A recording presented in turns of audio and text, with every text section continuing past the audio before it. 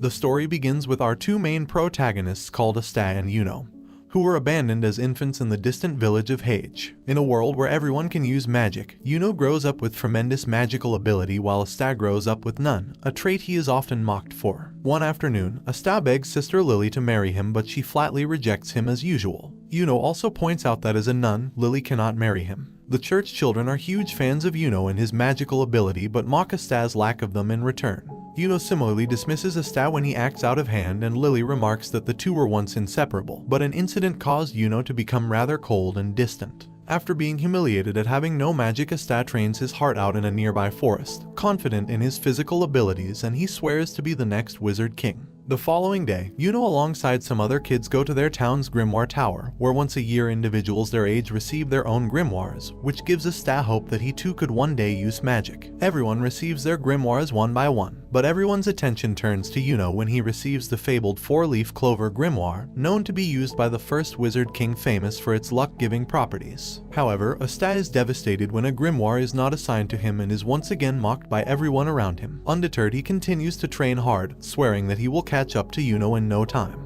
Meanwhile, Yuno comes face to face with two nobles who were also present at the ceremony. Jealous that they were upstage, they attack him, but their blasts are effortlessly repelled by his wind magic. Suddenly, a man who introduces himself as Rivchai the Chain Magician attacks all of them, restricting them with his namesake chains. He steals Yuno's grimoire, as four-leaf clover grimoires fetch obscenely high prices in the black market. Asta appears to Yuno's rescue, but despite his physical training, he is unable to keep up with Rivchai's chains. So in turn he is captured, and Rivchai openly mocks and insults Asta once more, and when he reveals that he senses absolutely no magic in him, Asta is majorly disheartened. Right before Asta gives up completely, Yuno speaks up, declaring Asta to be his greatest rival. A revitalized Asta gets up, and to everyone's surprise, a black grimoire bearing the mark of a five-leaf clover appears out of thin air. Where a three-leaf clover represents faith, hope, and love, and a four-leaf clover represents home, within the five-leaf clover resides a demon. From depths of the black grimoire, a black blade comes forth. 10 years ago, Asta and Yuno were inseparable. Though Asta is the same as he always was, Yuno was quite a crybaby. The one thing they have in common is that they both admire the Wizard King, whom they hear about from the stories that Sister Lily would tell them.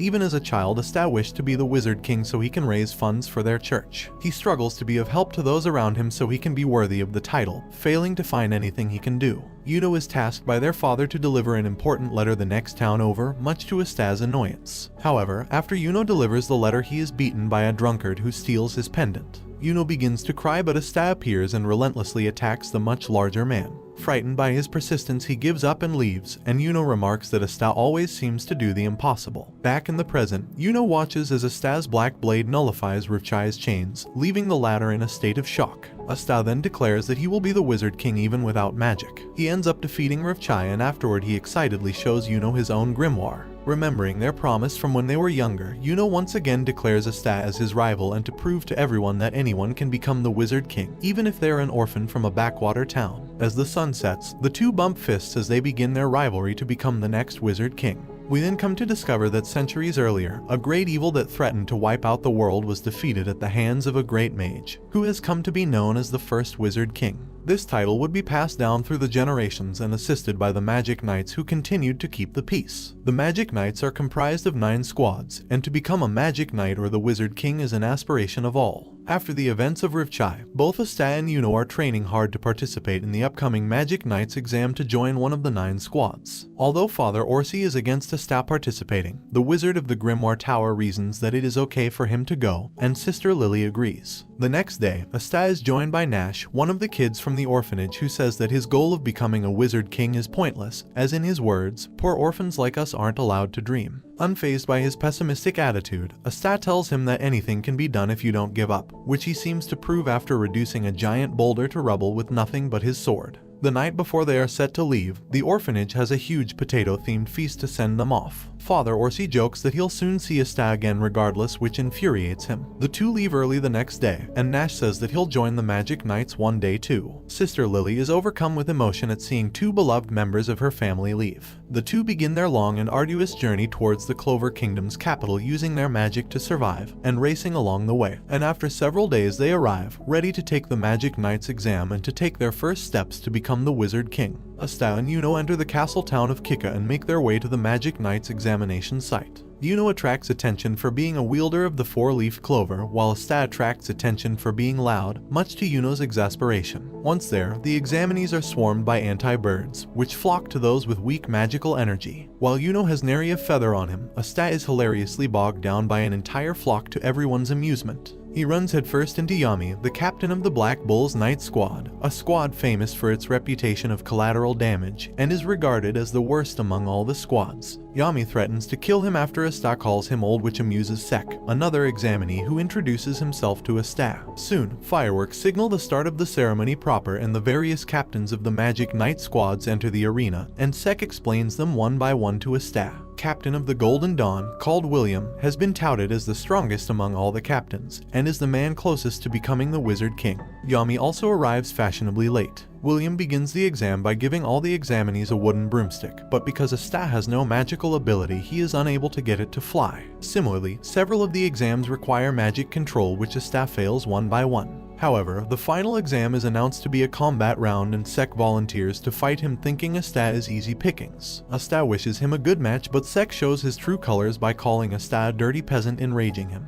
Sek encases himself in a magical barrier meant to protect against outside attacks, while simultaneously firing off barrages of magic bolts, which he brags is a great offensive and defensive spell. The fight begins and Asta defeats Sek in a single rush, cutting through his barrier with his black blade, startling everyone who had expected Asta to lose. As Asta stands over the unconscious Sek, he declares that he isn't here to play around but to become the next Wizard King. The interests of the various captains are piqued, especially Yami, who senses that Asta has no magical ability at all and his feat was purely due to his physical prowess. The fights progress smoothly until Yuno is challenged by Salim, a noble who sees him as an inferior peasant. However, despite Salim using his so-called greatest attack, Yuno easily defeats him with his wind magic. Afterwards, the examinees are called forward one by one, and the captains will raise their hands to indicate their interest in having them join their squad. The examinee can then pick from among the captains who raise their hands. However, if none of the captains do so, then the examinee is deemed to have failed and is forced to retire home. The selection process is surprisingly strict, with few getting any offers at all. However, once it is Yuno's turn, every single captain raises their hands, stunning everyone, as it is thought only nobles could join the Golden Dawn and Silver Eagles. Wanting the shortest path to be the Wizard King, Yuno elects to join the Golden Dawn. It is now Asta's turn, but to his horror none of the captains raise their hands. Asta is heartbroken, is soon heckled to leave the selection area, but Yami comes down to face him. He tells him such is the cruel reality of not having any magical power and asks him if he still intends to be the Wizard King. When Asta reaffirms his goal, Yami is impressed and extends him an invitation to join the Black Bulls, and tells him that maybe someday he can be the Wizard King. Asta and Yuno meet and say their goodbyes as they now go their separate ways. Yami grabs Asta and throws him through a portal created by Finral into the Black Bull's base, where he welcomes him to the kingdom's worst magic squad. Asta watches in awe at a chaotic scene unfolding before him at the Black Bull's base. Yami tells the squad to stop destroying the base, but he smashes a wall, demolishing it in the process. Yami introduces them to Asta, and the members are surprised he hails from Hage Village. He and his Finral introduce him to the members one by one. With the introductions concluded, Magna, who is skeptical over Asta's ability, gives him a trial to see if he is worthy of a Black Bull's robe. Fortunately, all the trials are a test of Asta's physical abilities, which he easily clears. However, for the final trial, he challenges Asta to either absorb or deflect his fire magic head-on, and only then will he recognize him as a Black Bull. Asta then brings out his black blade, piquing the interest of the other Black Bulls. Magna fires off a giant ball of flame, which Asta is narrowly able to deflect back at him. Asta is afraid he killed his own teammate, but he is relieved when he sees Magna come out unscathed, having nullified his own magic at the last second. He runs over to Asta, greatly impressed at how he sent his own magic back at him. But he is even more impressed when he learns Asta has no magic whatsoever, calling him a true man. The other Black Bulls join in congratulating him, and as promised they give Asta his Black Bull's cloak, which he proudly accepts. His membership now official, he's warmly welcomed into the Black Bulls. While the group celebrates, a girl that's also a new recruit to the Black Bulls looks on, thinking of Asta as nothing more than an insect. Asta is shown to his room, and although it is shabby and run down, he is happy to have a room to his own for the first time in his life. Magna then reminds him to write a letter back to his family in Hage. Likewise, Yuno is shown to his far more lavish room in the Golden Dawn, where his instructor Klaus disrespects him because Yuno is not a noble. Back in Hage, Orsi, Lily, and the rest of the orphanage receive news of Asta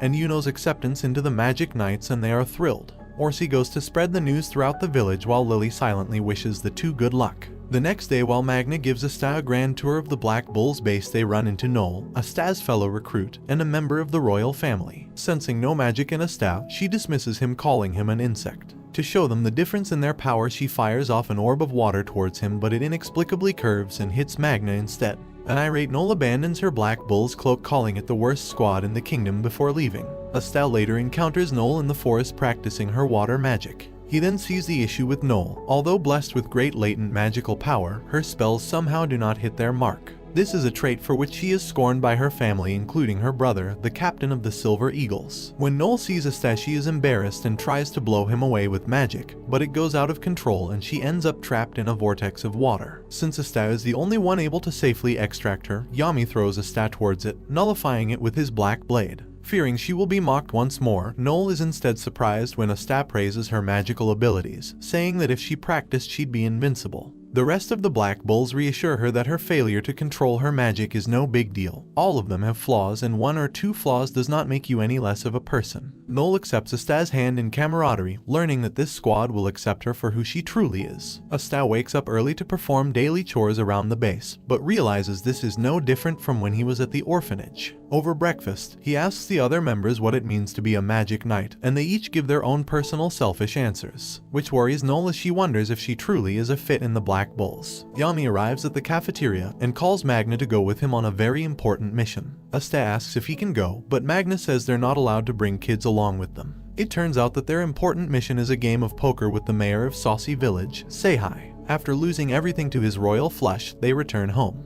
They inform Asta and Noel of their first mission. As punishment for losing against the mayor, they are tasked with dealing with a pack of wild boars roaming Saucy Village. Asta points out that they should have nothing to do with this, as it was Yami who lost, but he threatens to kill them if they don't go. Noel is worried she might not be of much help due to her lack of magical control, but Magna reassures her that he'll be there to clean up if things go awry. With Finral unable to create a portal to places he's never been before, and Asta and Noel's inability to ride magic brooms, Magna is forced to bring them to Saucy on his customized broom, the Crimson Cyclone. They experience a turbulent ride, but meanwhile, several mysterious individuals have also arrived at Saucy to search for a magic stone. Among them is a man with a scar across his face, talented in ice magic. After dealing with several bulls at the outskirts of Saucy, Magna tells the 2 of them of how, in his youth, he was a troublemaking delinquent, but he was set straight by the mayor, Seihai. It was he who encouraged him to become a magic knight, despite his peasant background. When they arrive near the village, Magna is horrified to see a mist enveloping the entire town. He tells Asta to use his black blade to cut through the mist, and the 3 make their way into the city center, where they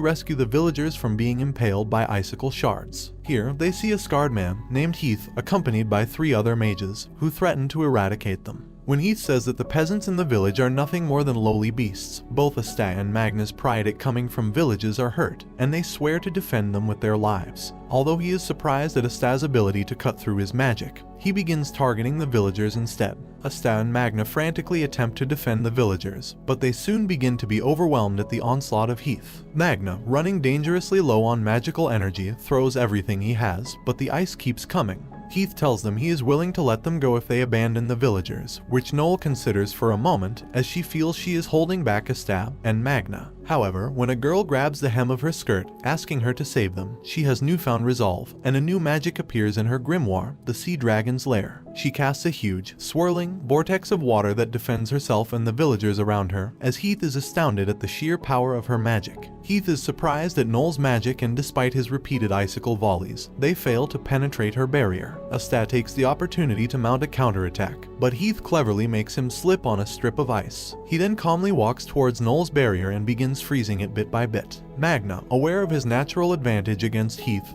grits his teeth as he knows Heath's magical capacity far eclipses his. However, Asta returns and tries once again to take down Heath, but to no fruition. Magna, inspired by Asta's relentless attacks, emerges from the barrier once more. He fires off his final attack, the Prison Death Scattershot, a massive volley of flame bolts, but Heath successfully repels it. Just when all hope seems lost, Asta appears behind Heath and uses his black blade to reflect the scattered flames back towards Heath and his cronies. Heath finds that the flames don't go out on their own, and he desperately tries to extinguish it with his ice, but Asta delivers the finishing blow, knocking out Heath. Magna restrains the remaining members, but one of them manages to escape. Asta collapses from his injuries, but Noel looks on, remarking that even though he's loud and annoying, he is a little cool. They later try to interrogate Heath, but realizing he has been captured, he kills himself and his cronies. This shocks the three bulls, especially Asta, who is disgusted at their blatant disregard for life. They then bury Seihai, while a tearful orphan declares he will be a magic knight one day too, despite being a commoner. Magna and Asta encourage him to follow his dreams, and an anti-bird suddenly swoops down and pecks at Asta. They notice that in its beak, it is holding a magic stone, presumably the target of Heath. The orphan boy says that it was Seihai's old charm and offers it to them as a reward.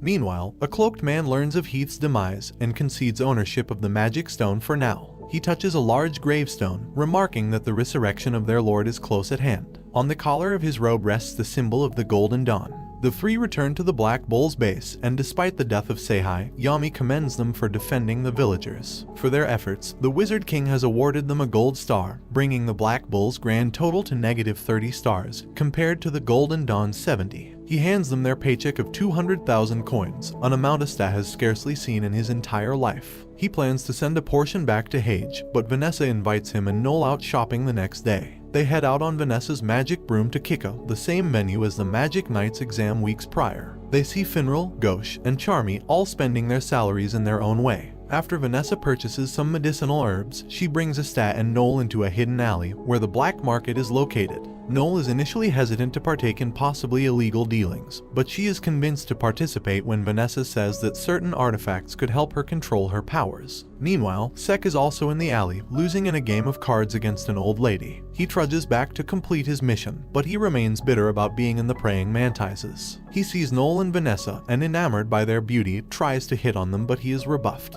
Asta returns from buying novelties, and he reunites with Sek, who is jealous that Asta gets to spend time with two beautiful women. Suddenly, an old lady cries out for help as her card winnings were stolen. In response, Asta jumps into action. Asta chases the thief throughout the alleyways, while Sek follows closely behind him. Riding atop a magic cloud, the thief is shocked by Asta's persistence and is puzzled at how he can keep up despite him riding on a cloud. Knowing the cloud is made of magic, Asta throws his sword at it to disable it. The thief crashes to the ground where Sek lies waiting to capture him. However, he is stabbed with a poisoned dagger and fears he will soon die, but Asta encourages him to live on. Vanessa arrives and treats the poison, and Sek leaves with the thief, bidding Asta, Noel, and Vanessa farewell. The Black Bulls return the stolen money to the old lady, and they warn her to be more careful in the future. As they leave, it is revealed the old lady is not an old lady at all, as the disguise is shed, revealing it was the Magic King Julius himself all along. He is impressed by Asta's anti-magic blade, and when he looks to the sky, he sees another interesting prodigy, Yuno. Yuno, alongside his co-recruit Mimosa and his instructor Klaus, are tasked with escorting Salim towards the Heart Kingdom. Salim, Yuno's opponent during the Magic Knight's exam, inquires to his beginnings, and Yuno speaks of his hometown of Hage. Suddenly, a black cloud covers the sky, and when Yuno goes closer to investigate it, he is attacked by magic bandits. Although caught off guard, Yuno eventually defeats the band, but Klaus is skeptical as the bandits somehow targeted only Yuno and not Salim. Salim, intrigued by Hage, elects to visit the village despite Klaus' protests. When they arrive, Sister Lily, Father Orsim, and the rest of the orphans happily go out and greet Yuno as well as their esteemed guests. They invite them to stay the night, and although Klaus objects, Salim insists on staying. Klaus is annoyed that he, a noble, must be subjected to being in such a run-down village. They enter the church as Lily prepares a potato-themed dinner. As everyone dines on Hage's best potato dishes, Yuno learns from Lily that both he and Asta have been sending back money. To his annoyance, Asta has been sending back more than him, so he promises Lily to send his entire paycheck next month. When Salim asks for more water, Lily goes out to fetch some from a nearby well. Before she leaves, Salim drapes her in his cloak, saying that it is chilly outside. However, Yuno hears a struggle and races outside and finds that Lily has been taken away, presumably by the bandits. Klaus orders him and Mimosa to leave with him and Salim at once. Despite Klaus' orders, Yuno goes by himself to look for Lily, defeating the bandits one by one until he finds her underneath the skull of the giant demon. The bandit leader orders Yuno to surrender his grimoire, threatening to burn off Lily's face if he refuses. Yuno feigns a retreat, only for Klaus to reveal himself, attacking the bandit squarely in the head with a magic spear. Klaus explains that using Mimosa's magic, Truth Flower, they were able to ascertain Salim's true intentions. He specifically asked for Yuno to escort him, so that he could lure him and have his revenge. Klaus says he will overlook Yuno's insolence for now, since Salim was the one responsible for the incident. Although he praises him, he says he has yet to acknowledge him. Mimosa laughs, knowing that Klaus simply isn't being honest with himself. They elect to release Salem and his men, but when Salem attempts another attack on Yuno, Lily uses her water magic to wash him away, leading Klaus to remark he'd like to recruit Lily into the Magic Knights as well. Meanwhile, the last missing bandit was taken care of by Julius, who had followed Yuno all the way there. He is finally found by his advisor Marx, who demands that he return to do his work immediately. When Yuno, Mimosa, and Klaus return to the Golden Dawn base, they learn they have also received a star from the Emperor. When they question how such a simple mission would have warranted a star, William explains that when Salem was captured, he ended up confessing to several corruption charges against his father. When Julius learns of the appearance of a dungeon, he decides to leave its exploration to certain individuals. Meanwhile, at the Black Bull's base, the group tries to decide on a name for the anti-bird that constantly follows Asta around, and they settle on Luck's suggestion, Nero. Yami arrives and informs them that the Wizard King himself has asked for Asta to explore a nearby dungeon. Asta is elated that the Wizard King asked for him personally, and he is pumped up to explore the dungeon. Yami has Noel accompany Asta and Luck to serve as their squad leader. They travel via Finral's portal, and they make a short trip towards the dungeon. After exploring for a while, Luck senses a powerful enemy using his magic sense, and he casts his magic, Thunder Boots, to travel towards it, leaving Asta and Noel to fend for themselves, much to their dismay. Noel is self-conscious that she is alone with Asta, and hurriedly makes her way throughout the room, but she is caught unaware by a man-eating plant. Asta frees her momentarily, but he, too, is soon caught in its vines, and they are brought to the monster's gaping maw to be eaten. Suddenly, magical needles strike out at the monster, releasing them both. Noel comments on the extraordinary control of magic, and they turn to see Yuno alongside Mimosa and Klaus of the Golden Dawn. Yuno smiles, remarking to Asta that he has finally repaid his debt. And this brings the anime to an end. Comment for part 2. Don't forget to like and subscribe if you enjoyed, and turn on the notification bell so you never miss out on another video. Until next time, take care.